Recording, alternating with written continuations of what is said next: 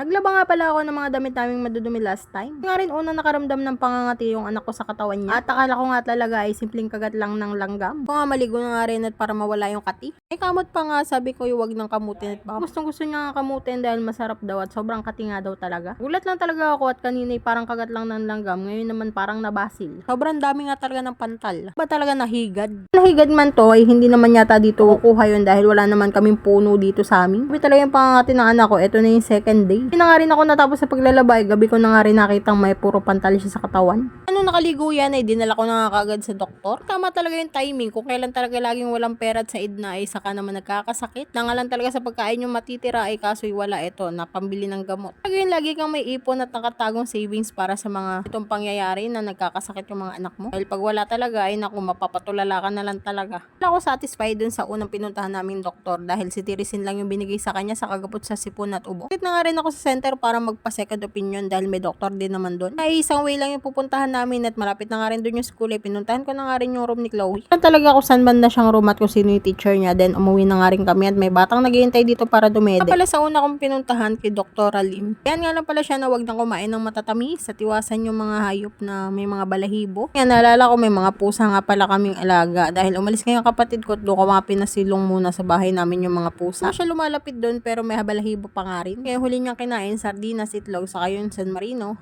Although malalansa nga talaga, pero alam ko wala talaga siyang allergy doon. Kasi sawa na kami sa mga karnet gulay, yun naman ang pinapalit namin. Simula lang talaga yan sa kagat ng langgam, yun talagang pagkakaalala ko. At ginamot niya na kinamot hanggang na trigger. Ngayon kinagabihan, pinainom ko na nga rin dyan ng gamot para naman maiwasan yung pangangati. Ito na nga pala sa center, ay binigyan nga rin pala siya ng dalawang cetirizine, saka yung isang gamot na pampalakas ng immune system. Wala nga panlaban yung katawan nito dahil hindi ko nga binavitamins to at bawal nga rin sabi ng doktor dahil sobrang taba niya nang at lalo nga siyang gaganahan kumain. Wala yung mga time nakakagaling ko nga lang sa RMJ. Pina-CBC at late-late ko nga pala siya. Awi nga lang namin na ito, sinama ko na yung anak ko dito para kumain din ng tanghalian. Ko dahil yung tanghalian namin ay maghahapunan na yata to dahil mag-aalising ko. Laging wala sa oras kumain yan. So, sobrang stress ko na nga rin na hindi na nga rin ako nakakaramdam ng gutom. Ito nga rin kasi anak ko mahilig talaga sa matatamis. Minsan tumatakas pa para makabili ng chocolate sa mga China food. Hindi ko na to ginagamitan ng vitamins ay prutas na nga lang yung pinapalit ko dito minsan sa kagulay. Ano mga banda madaling araw na alas 3 na madaling araw niyan at hindi talaga siya makatulog dyan. Ay kamot na nga lang at napapayak na talagang hindi niya na nga daw talaga kaya yung kati. Sa time na nga yun ay wala talaga akong magawa kundi titigan lang siya dahil hindi ko naman alam kung paano ko tatanggalin yung pangangati sa katawan niya dahil hindi rin naman nadadala ng cetirizine. Kung ano na nga pinagsearch ko sa TikTok, maibsan lang yung pangangati niya. Doon nga sa napanood ko ay cold compress nga daw. Piling ko lalo pang lumalala. Ito talaga umiyak yung anak mo dahil nasasaktan at hindi na nga hindi na nga malaman yung pwesto kung saan malulugar. Pakaramdam na nasasaktan ka dahil wala kang magawa sa pangangati ng anak mo. Kung pwede lang agawin ko na lang yung sakit. Talaga tignan yung mga anak natin pag ganito talaga kaiyak. Karin pala magsuot ng masisikip na damit yung anak ko dito kaya damit ko na nga yung pinasuot ko dyan, yung pantulog ko. Mapapansin nyo medyo luwag yung damit niya, tinalian ko pa nga dyan. Karin alam yung gagawin ko sa anak ko kaya nag-post na rin ako sa Facebook. Kasi magkaroon ng open forum sa page ko. Sa mga kamami ko. Need ko na rin talaga ng help ng ibang tao yung mga nakaranas na niyan. Hindi ko rin naman kayang umasa sa sinabi lang ng mga doktor. Hintay na lang kung kailan i-effect yung cetirizine na binigay nila. Mas better na magtanong kaysa magrunong-runungan, diba? Yung bagay rin talaga yung mga nagko-comment sa page ko. Karoon ako ng idea